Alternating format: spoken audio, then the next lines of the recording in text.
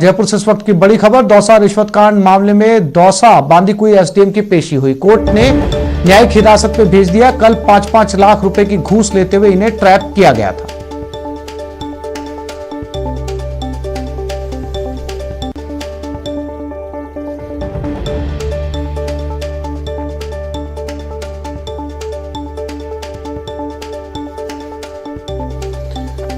तो दौसा रिश्वत कांड में एक साथ एक नहीं बल्कि दो एसडीएम एक ही दिन में गिरफ्तार हुए। दोनों ने ही 5-5 लाख रुपए की रिश्वत मांगी थी और जब एसीबी ने दोनों एसडीएम के खिलाफ पर्याप्त मात्रा में सबूत जुटा लिए, उसके बाद इन दोनों की गिरफ्तारी हुई थी।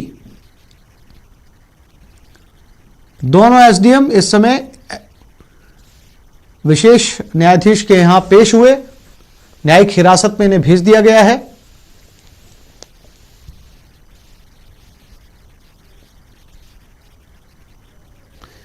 और इसी खबर पर ज्यादा जानकारी के लिए बात करते हैं हमारे संवाददाता राकेश गुसाई के साथ। राकेश, अब आगे की क्या रणनीति है एसीबी की, क्योंकि न्यायिक हिरासत में दोनों को भेज दिया गया है?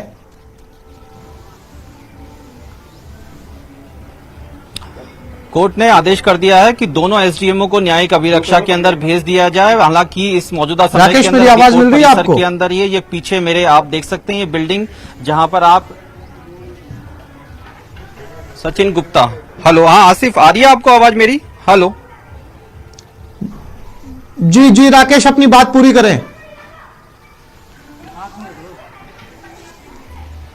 आसिफ, आप मौजूदा समय में विजुअल जो देख पा रहे हैं, सचिन गुप्ता है, विशेष न्यायाधीश हैं। इनकी कोर्ट के अंदर अभी दोनों ही एसडीएमओ को, एसडीएम दौसा पुष्कर मित्तल और एसडीएम बांदीकुई पिंकी मीना को यहां पर कोर्ट के आगे पेश किया गया है। कोर्ट ने इन दोनों आरोपियों को न्यायिक अभिरक्षा के अंदर भेज दिया है। इसके अलावा इसमें बड़ा अपडेट यह है कि दलाल नीरज मीणा जो एसीबी के द्वारा पकड़ा गया था, उस नीरज मीणा को भी एसीबी के द्वारा अलग कोर्ट के अंदर रखा गया है और कोर्ट में पेश किया जा रहा है। कुछ ही समय में उसको भी कोर्ट में पेश किया जाएगा। उसके बाद में संभवतः यह है कि एसीबी उसको पूछताछ के लिए रिमांड पर ले सकती है, क्योंकि मनीष अग्रवाल का जो मोबाइल मौजूदा समय के अंदर एसीबी के द्वारा जो जब्त किया गया है, उस मोबाइल की आगे की जानकारी के लिए व्हाट्सएप कॉल, व्हाट्सएप चैट, ये सभी उसकी जानकारी के लिए एफएसएल को भेजी जाएगी और एफएसएल उसके बाद में एफएसएल की रिपोर्ट आने के बाद में अनुसंधान शुरू किया जाएगा। हालांकि इस पूरे प्रकरण को लेकर एफआईआर जो दर्ज होनी थी वो एसीबी मुख्यालय के अंदर मौजूदा समय में दर्ज हो रही, क्योंकि छुट्टी का दिन था। छुट्टी का दिन होने के बावजूद भी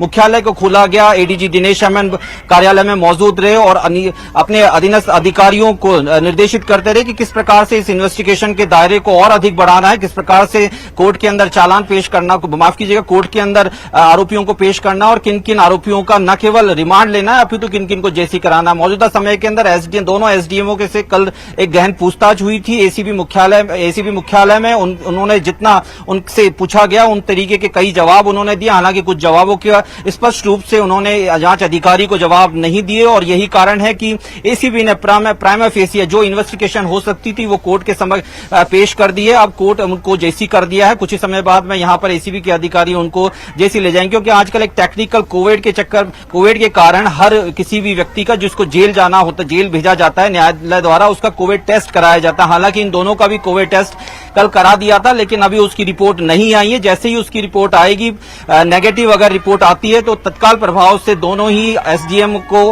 कोर्ट जेल के अंदर शिफ्ट कर दिया जाएगा। जयपुर सेंट्रल जेल के अंदर दो अलग अलग जेलें हैं, जिसमें महिला जेल और जयपुर सेंट्रल जेल है। दोनों ही एसडीएमओ को वहां पर पेश कर दिया जाएगा। बहरहाल इस पूरे मामले को लेकर हमारे दर्शक अगर अभी जुड़ते हैं तो उन दर्शकों के लिए ये बड़ा अपडेट है कि दोनों एसडीएमओ को जेसी कर दिया गया है। साथ ही जो नीरज मीणा दलाल पकड़ा गया था तत्कालीन एसपी मनीष अग्रवाल का, उसको 2 दिन के रिमांड पर रखा गया है। उससे पूछताछ अभी और की जानी है कि किन किन लोगों के संपर्क में वो था, किन किन लोगों से वो पैसा लेता था, कौन कौन प्रशासनिक अधिकारी या पुलिस के अधिकारी उनके साथ में मिले हुए थे। इन सभी विषयों को लेकर अब अनुसंधान का दायरा एसीबी बढ़ाने वाली है। बहरहाल मौजूदा समय के अंदर हम इस समय कोर्ट के पास मौजूद हैं, जहां पर दोनों एसडीएमओ को कोर्ट के समक्ष पेश किया गया था। कुछ ही देर बाद में कोर्ट से बाहर निकाला जाएगा, जिसके बाद में इस एसीबी मुख्यालय राकेश, सबसे बड़ी बात इस पूरे मामले में यह कहा जा सकता है कि दोनों ही रिश्वतखोर एसडीएम को जेल भेज दिया गया, दोनों को ही जेल हो चुकी है। तमाम जानकारी के लिए राकेश आपका बहुत धन्यवाद।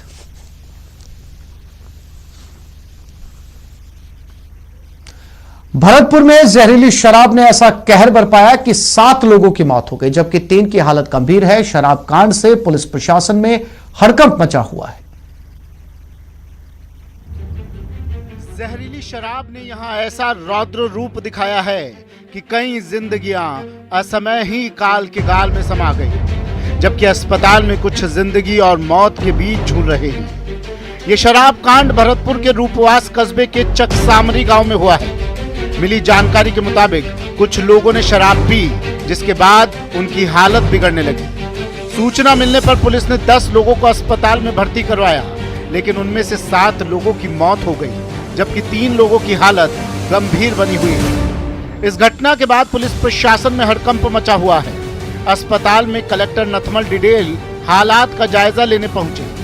फिलहाल पुलिस और प्रशासन की ओर से पोस्टमार्टम रिपोर्ट के बाद मौत की वजह की पुष्टि करने की बात कही जा रही है।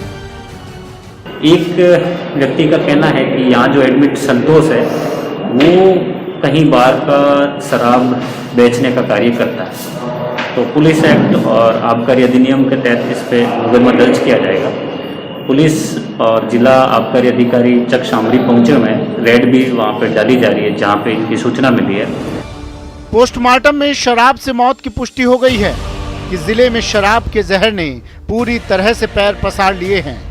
पहले भी कई बार जहरीली शराब मौत के मामले सामने आ चुके हैं, लेकिन अवैध शराब का कारोबार धड़ल्ले से चल रहा है।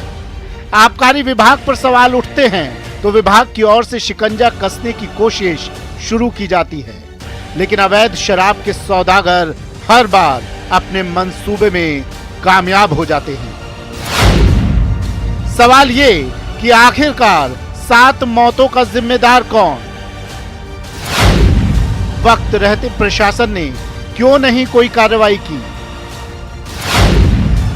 क्यों नहीं लगी अवैध शराब के कारोबार पर रोक?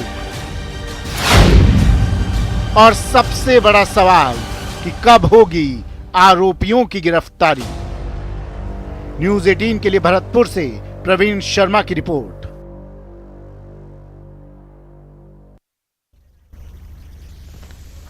और प्रवीण शर्मा हमारे साथ लाइव जुड़ चुके हैं, उनके साथ बात करते हैं। प्रवीण, अब पुलिस किस नतीजे पर पहुंची है? क्या पुलिस अब भी नहीं मान रही कि ये मौत शराब की वजह से हुई है? इनके जिम्मेदार लोगों के खिलाफ कोई कार्रवाई की गई अब तक?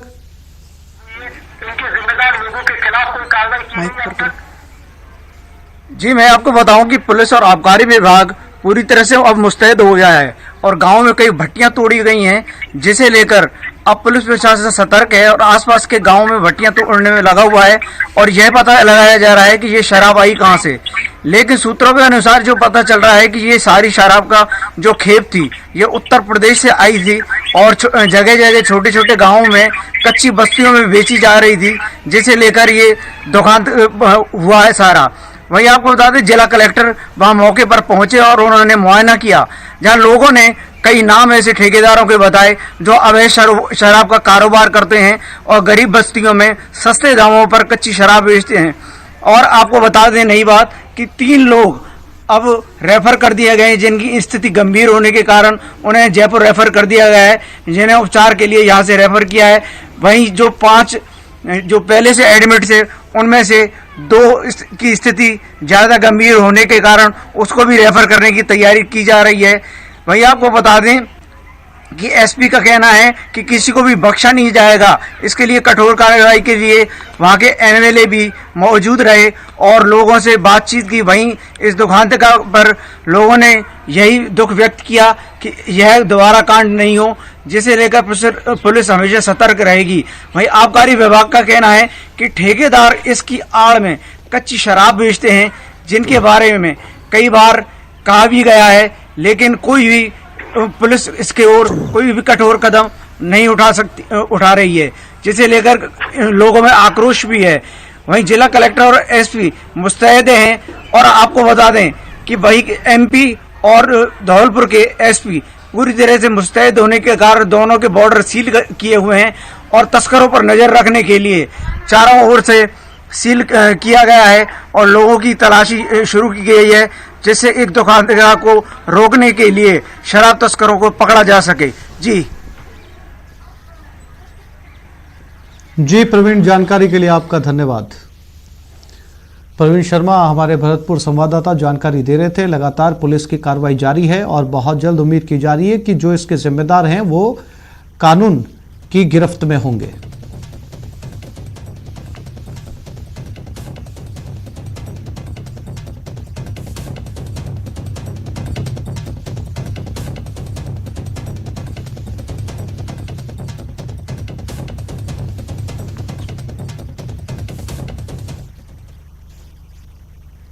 उदयपुर के बोरा गणेश जी मंदिर के पास स्थित कॉलोनी